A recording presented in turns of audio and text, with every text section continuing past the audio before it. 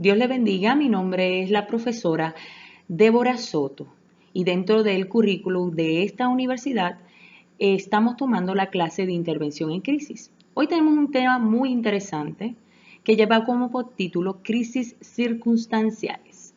El objetivo de este tema es que el estudiante pueda diferenciar lo que es una crisis circunstancial versus una crisis natural. Como segundo objetivo, cuáles deben ser los planes de trabajo para desarrollarse en una intervención en crisis. Tercer punto importante, cuáles son las diferentes crisis que como intervensores nos vamos a encontrar en nuestro trabajo con la sociedad. ¿Qué es una crisis circunstancial? Muchas personas piensan que las crisis solamente se centran en lo que es la maduración, ¿verdad? Por ejemplo, una andropausia o una menopausia. Pero una crisis circunstancial es mucho más.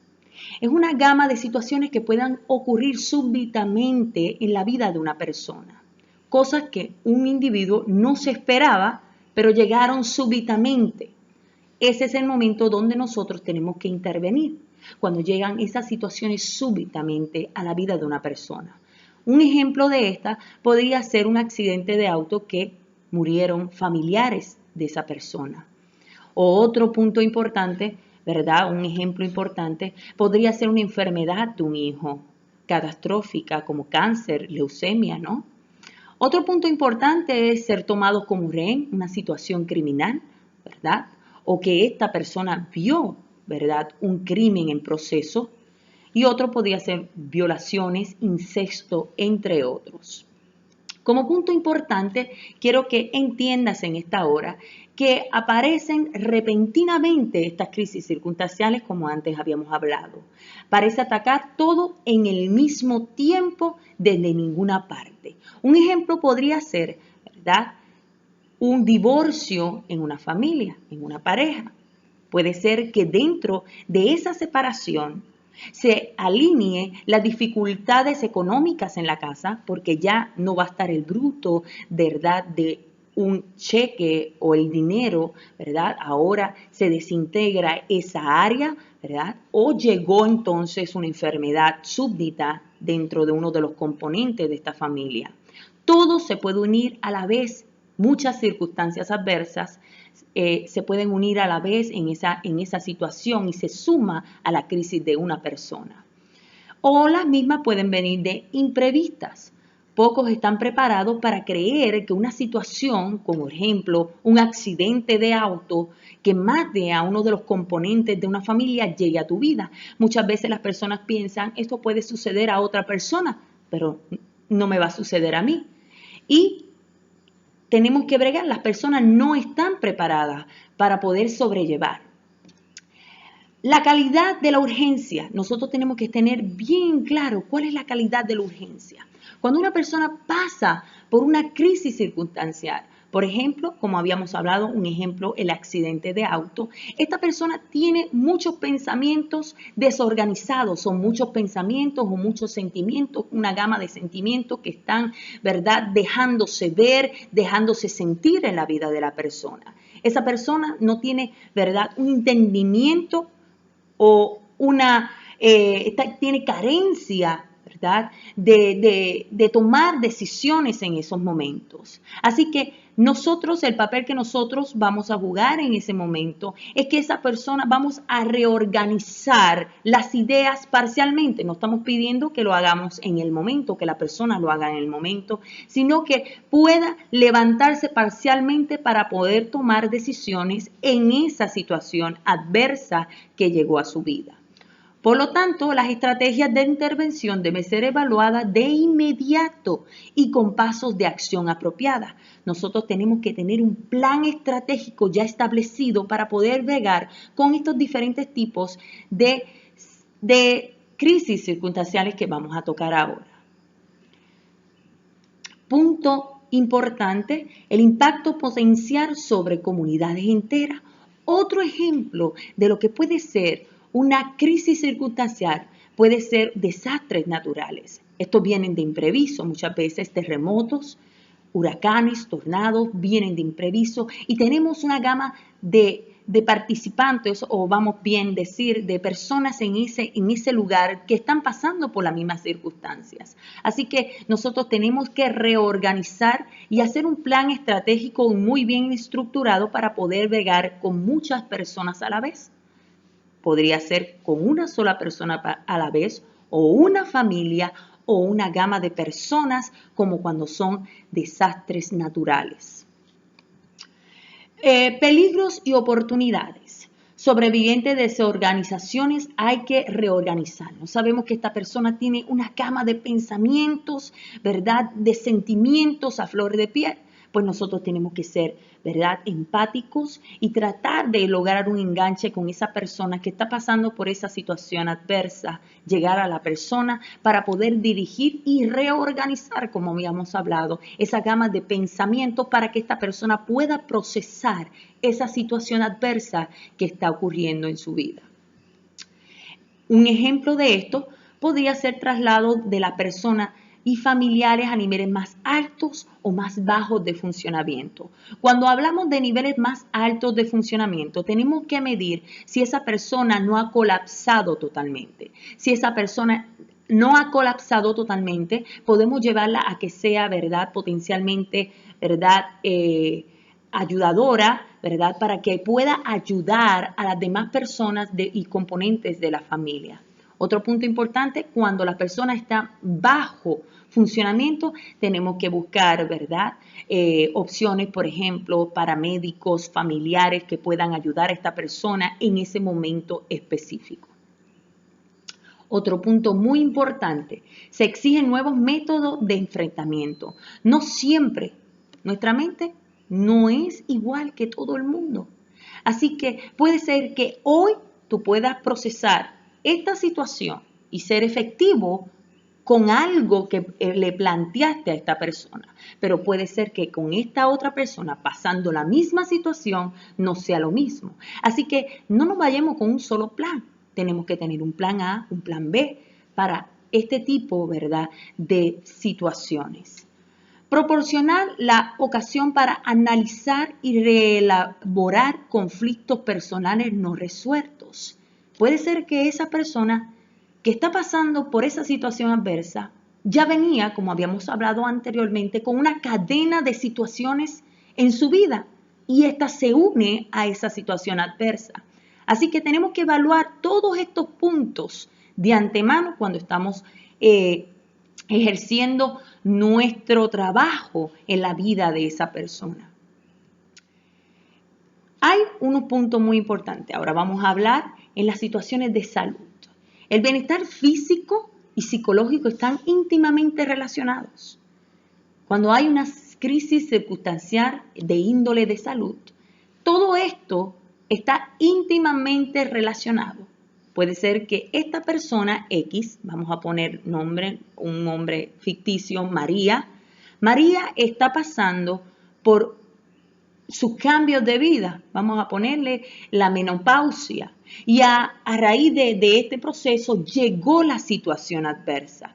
Así que nosotros, ¿verdad?, tenemos que evaluar todas estas situaciones para poder trabajar con María, porque María obviamente va a estar mucho más susceptible a las situaciones, ¿verdad?, negativas en su vida. La teoría de crisis nos dice que la enfermedad física y las lesiones corporales son acontecimientos que desafían la capacidad del individuo y de su familia para enfrentar y adaptarse. Esta teoría, nos dice que las enfermedades físicas, obviamente nuestro cuerpo en esa situación puede estar comprometido, se nos hace un poquito más más incapaz de poder resolver una situación adversa. Te voy a dar un ejemplo. Quizás está pasando por un divorcio, hay una enfermedad. Todas estas cosas son detonantes para que esta persona caiga en una crisis mayor. Y esos son los objetivos que nosotros tenemos que poner como prioridades en una intervención. Punto importante, algunas personas tienden a negar o a evitar las situaciones de tensiones. Muchas veces como todos sabemos, hay mecanismos de defensa. La negación es uno de los mecanismos de defensa y son uno de los que nos va a imposibilitar en esa situación, en esa crisis, poder entrar a la vida de esa persona. Así que tenemos que romper la barrera de los mecanismos de defensas utilizando técnicas psicológicas, ¿verdad? Y espirituales para poder romper esa barrera que nos va a imposibilitar poder ayudar a esa persona. Otros combaten y se enfrentan a los problemas.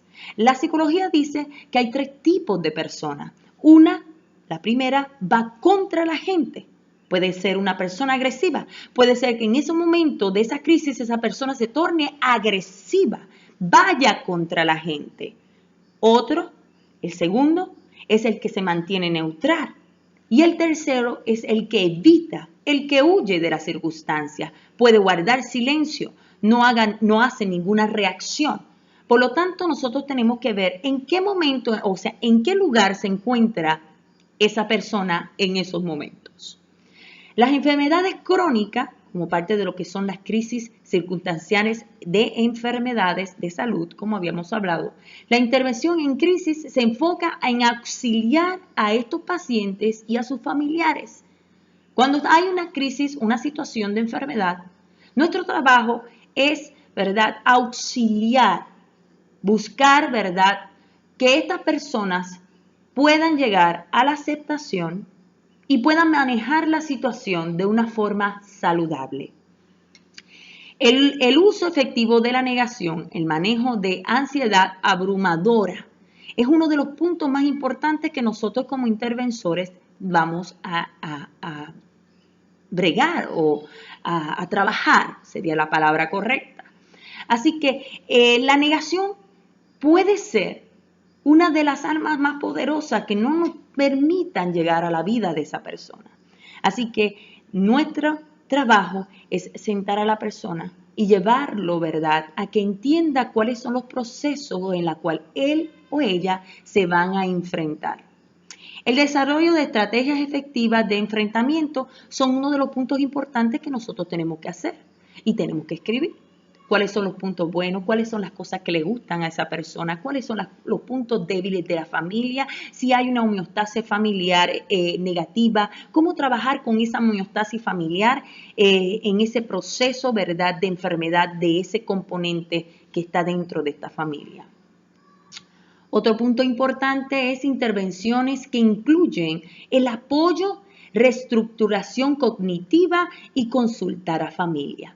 Cuando hablamos del apoyo, tenemos que buscar y vislumbrar quiénes son los grupos de apoyo de esta persona cuando estamos trabajando con un paciente de una enfermedad, ¿verdad?, terminal.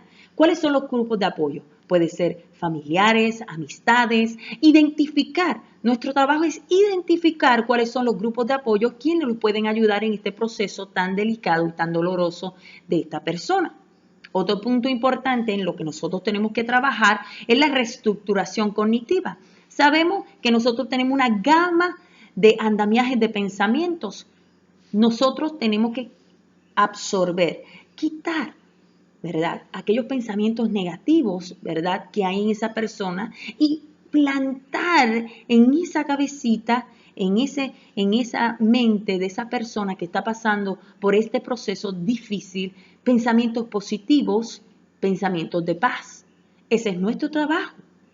El otro punto importante es consultar con familias, ver cuáles son esas familias que se están afinados con esa persona, que ayudan a esa persona y que pueden estar en ese proceso delicado con esa persona. Así que son 3 puntos muy importantes que no podemos olvidar, no podemos pasar por alto, ¿verdad?, como una estrategia para ayudar a este tipo de personas. Niños que padecen de cáncer, ¿cómo vamos a trabajar? Pues el énfasis se pone en cómo la familia enfrenta la enfermedad y cómo el niño trata con ella. Primero que nada, tenemos que solidificar los pensamientos de estos padres que están pasando por un proceso dolorosísimo de ver a un hijo enfermo. Así que tenemos que llegarle al corazón de estos padres para que puedan trabajar saludablemente esta situación de sus hijos. y cómo este niño está viendo la situación. Sabemos que nosotros, los padres, somos el modelo a seguir de nuestros hijos. Si los padres se están derrumbando totalmente en este proceso, el niño se va a ver incapaz de poder sobrellevar esta situación. Así que es muy importante trabajar con estos padres que están pasando o estos custodios que están pasando por esta situación tan delicada. El otro punto importante que tenemos que trabajar es incrementar al máximo la adaptación de la familia y el niño.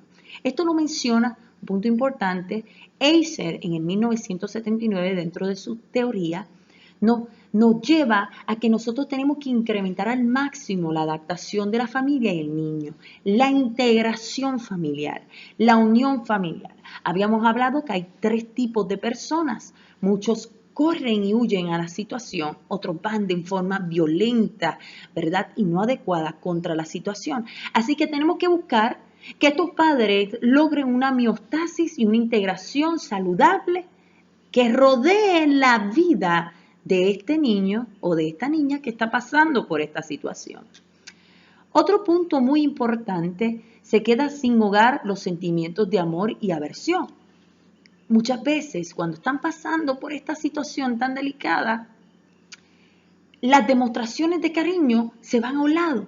Vemos, ¿verdad?, padres entristecidos, dolidos, incapaces de poder hacer algo, ¿verdad? Es lo que ellos, la percepción de ellos, incapaces de poder hacer algo en este proceso de los niños. Así que nosotros tenemos que reestructurar los pensamientos de sus padres, que no se vean incapaces y que en este punto tan importante, la mayor herramienta es demostrarle el gran amor que tenemos hacia esos niños que están pasando por esta situación. Otro punto importante es las actitudes de manipulación o dependencia que algunos padres puedan tener o algunos hijos con los padres. Tenemos que romper con esto y enseñarle, ¿verdad?, a cómo levantarse independientemente en esta situación. El diagnóstico de una discapacidad emocional o física en un niño es otro punto muy importante. Cuando llega a estos diagnósticos de discapacidades emocionales en la vida de estos padres y de estos padres, de este niño a estos padres, ¿no? Otro punto importante es proporciona la oportunidad para otra variedad de crisis en los padres y en los parientes también. Esto es un punto muy importante en lo que son las enfermedades crónicas. Fíjate, Child en el 1977 nos dio este punto muy importante dentro de su teoría. Subraya 5 actividades psicológicas que enfrentan la familia. La primera, reafirmación de la autoestima del niño. Tenemos que trabajar con esa autoestima del niño. Trabajar y elaborar pensamientos, ¿verdad?, que nivelen este proceso y lleguen a un proceso óptimo para que ellos puedan sobrellevar esta situación tan difícil. Otro punto importante que nos dijo este teórico es comprensión de las limitaciones del diagnóstico y aceptación de la pérdida concomitante. Así que el punto importante aquí es que los padres entiendan cuál es el proceso en el cual se van a enfrentar. ¿Cuál es esta enfermedad? Por ejemplo, leucemia, los puntos a favor y en contra de la leucemia, cómo podemos trabajar esta situación, cuáles son, por ejemplo, algo que se trabaja en este proceso es cuáles son los procesos o los tipos de tratamiento que este niño o esta niña va a enfrentar y cómo yo como padre voy a procesar toda esta situación. Así que lo importante es que esta persona sepa a lo que se va a enfrentar. Muchas personas toman miedo de las circunstancias porque no saben a qué se va a enfrentar. El miedo viene ante la incapacidad de la persona a no saber o no entender a qué se va a enfrentar. Así que el punto de inicio de este proceso es que los padres sepan a qué su hijo se va a enfrentar. Tratamientos, medicamentos, lugares que tienen que visitar, procesos con doctores, diferentes tipos de doctores, oncólogos, ¿verdad? Y toda esta gama de situaciones que ellos se tienen que enfrentar. Redisposiciones del autoconcepto, tanto de los padres como del niño. ¿Cuáles son las redisposiciones? ¿Cuáles son las circunstancias? ¿Cuáles son los conceptos erróneos o a favor que tienen de este proceso que ellos están pasando? El otro punto que nos dice este teórico es el manejo de los distintos aspectos de desviación que incluyen estigmas sociales. Por ejemplo, uno de los estigmas sociales cuando se le diagnostica a una persona con cáncer es: te vas a morir. Nunca miran el proceso, ¿verdad? Si está, ¿verdad?, demasiado afectado o si el cáncer está comenzando, todos los procesos que puedan ser a favor de esta persona y poder sobrellevar esta persona, este diagnóstico. Sabemos que hay un porcentaje de personas que logran vencer al cáncer. También en contra hay porcentajes donde sabemos que el cáncer venció. Pero vamos a llevar a la persona a entender que no necesariamente se va a morir, sino que tiene una gama de soluciones para poder sobrevivir. El otro punto que este teórico nos menciona es adquisición de papeles por parte de los padres y niños y de las relaciones que incrementa el crecimiento continuo y desarrollo de la personalidad. Sabemos que este niño está en un proceso muy delicado, como decía Erik Erikson. Está en una etapa, dependiendo de su edad, de desarrollo, ¿verdad?, de su personalidad. Así que nuestros padres, esos padres que vamos a intervenir, tienen obviamente que tener en conciencia cuál es la etapa y cuáles son las necesidades de ese niño en esos momentos. No importa, no se enfoquen en la enfermedad, sino que se enfoquen en cuáles son las necesidades que ese niño tiene en su proceso natural de vida, ¿verdad? Cada etapa tiene un proceso importante que ese niño tiene que sobrellevar. Así que vamos también a alimentar esta parte que a veces la dejamos, nos enfocamos en la enfermedad, pero no nos enfocamos en las necesidades que tiene esa persona. Así que nosotros responsablemente tenemos que identificar cuál es el proceso de vida, cuál es el proceso de vida en el cual se encuentra esa persona y cuáles son las necesidades que requiere ese proceso de vida y pasarlo, como decía Erik Erikson, positivamente. Muertes repentinas. No todas las aflicciones representan una crisis y eso es lo que vamos a ver en este tema que vamos a tocar ahorita. Las aflicciones significa experimentar y traslaborar una pérdida, no necesariamente con grave desorganización e incapacidad para el enfrentamiento. Así que no necesariamente cuando llega una pérdida de un ser querido a nuestra vida o a la persona que vamos a intervenir, no necesariamente tiene que actuar con un patrón igual como todas las demás personas. Así que vamos a identificar, ¿verdad?, todos estos puntos importantes. Los estudios evidencian que la congoja es grave cuando la muerte no se anticipa o es inesperada. Así que tenemos que como punto importante ver este proceso que hemos hablado. La muerte fue súbdita o la muerte, ¿verdad?, fue una que dio tiempo para elaborar las ideas de esta persona y de la familia. La congoja, como dice, ¿verdad?, nuestra literatura, cuando viene súbdita, es que se puede incrementar en la vida de una persona. Las reacciones emocionales que acompañan a la muerte repentina pasan por diversas fases.